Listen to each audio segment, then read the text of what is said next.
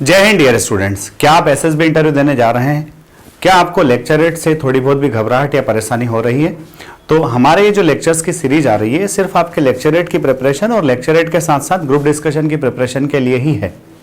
जी हाँ प्यारे बच्चों, आप इन लेक्चर्स को ठीक से सुनिए और उसके बाद में खुद इनसे कुछ पॉइंट्स और हिंट्स लेकर के खुद से बोलने की प्रैक्टिस लगातार कर सकते हैं, जिससे आपका आत्मविश्वास बढ़ेगा, आपका कंटेंट डेवलप होगा और आप अपने आप को अच्छे से रिप्रेजेंट कर पाएंगे। आज के हमारे लेक्चरेट का जो विषय है वो है विमेन एम्पावरमेंट, महिला सशक्तिकरण। बच्चों, इस विषय पर जब मैं बोलना स्टार्ट कर रहा हूं तो आपको ध्यान से सुनिए और पूरे को ध्यान से सुनने के बाद आप खुद से इसको बोलने का प्रयास कीजिए। तो आज का हमारा जो विषय है वो है विमेन एम्पावरमेंट, महिला सशक्तिकरण। जी हाँ, एक दोहा हमने सुना है, यत्र नार्यस्तु पूज्यन्ते रमन्ते तत्र देवता, कि जहां नारी की पूजा होती है वहां देवताओं का निवास होता है और जहां नारी की पूजा नहीं होती है वहां किए गए अच्छे से अच्छे कार्य भी बिगड़ जाते हैं। ये हिंदुस्तान हमेशा से ही महिलाओं को समानता का दर्जा देता आया है। यहाँ पर महिलाओं को हमेशा नए नए अवसर मिले हैं और उन अवसरों का महिलाओं ने खूब अच्छे से लाभ भी उठाया है और अपने आप को प्रस्तुत भी किया है। किंतु अगर हम वर्तमान के समय की चुनौतियों को देखें तो वर्तमान में कहीं ना कहीं लड़कियों को या महिलाओं को एक तरह से चूल्हे चौके तक ही सीमित रखा जाता है। उन्हें परिवार पर बोझ समझा जाता है। ऐसा समझा जाता है कि घर में अगर बच्ची होगी तो हमें लड़कों वालों के सामने झुकना पड़ेगा, हमें दहेज देना पड़ेगा। लड़कों की शिक्षा पर अतिरिक्त पैसा खर्च किया जा सकता है, किंतु लड़कियों की शिक्षा पर जब पैसा खर्च किया जाता है तो कहीं ना कहीं 10 बार सोचा जाता है। जब वुमन वर्किंग होती है तो वर्किंग प्लेस पर भी महिलाओं के साथ भेदभाव होता है, चाहे वो जेंडर डिस्क्रिमिनेशन की बात हो, चाहे वो यौन उत्पीड़न की बात हो या फिर उनको काम के बदले पगार की बात हो। ये सारे भेदभाव, ये सारी असमानता एक महिला ही क्यों सहे। सेक्स सिलेक्शन में भी महिलाओं को ही फीमेल फेटिसाइड किया जाता है।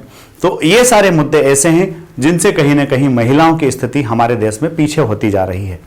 और ऐसा कहा जाता है कि एक धुरी है और अगर उस धुरी में 2 पहिए हैं और अगर दोनों पहिए समानता से नहीं चलेंगे तो वो धुरी उतने से अच्छे नहीं चल पाएगी। अगर हम हमारे देश के इकोनॉमिक डेवलपमेंट की बात कर रहे हैं तो 50% जो रेशियो है वो महिलाओं का है। अगर सिर्फ 50% पुरुषों के सहारे ही देश को आगे बढ़ाए जाने की सोचा जाएगा तो शायद वो एक असंभव सा लक्ष्य होगा।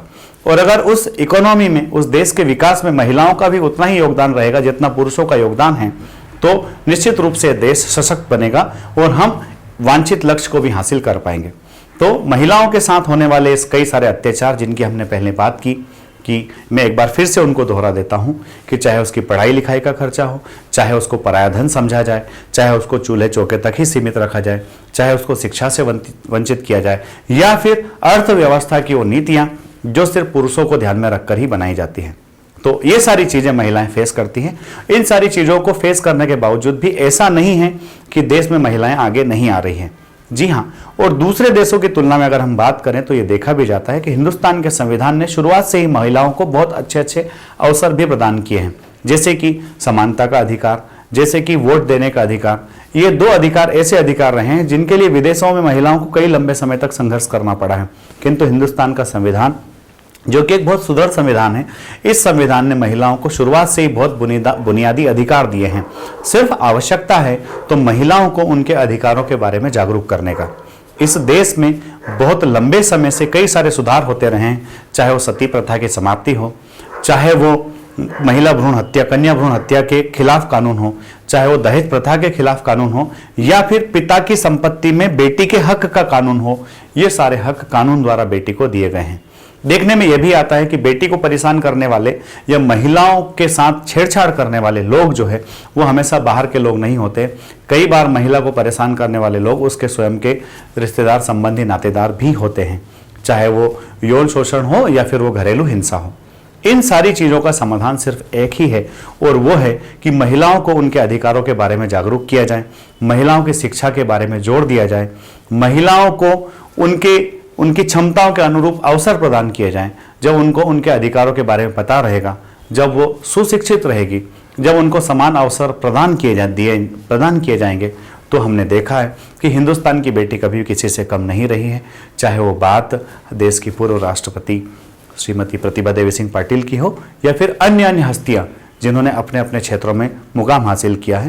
ये देश की बेटी है, इसको सशक्त करने के लिए सिर्फ उसको उसके अधिकारों से हमें अवगत कराना है, उसको अच्छे अवसर देना है और उसको समानता का अधिकार देना है।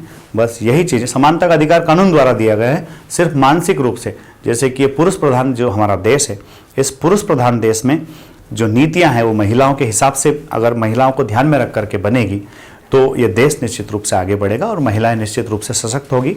अगर आपको वीडियो अच्छा लगा हो और इसी तरह के और वीडियोस अगर आपको लगता है कि मुझे आपके लिए लेकर के आना चाहिए तो आप कमेंट बॉक्स में ज़रूर लिखें, आपका एसएसबी जरूर निकलेगा। बस आप विचारों से सशक्त होते जाइए। जय हिंद, जय भारत, इंकलाब जिंदाबाद।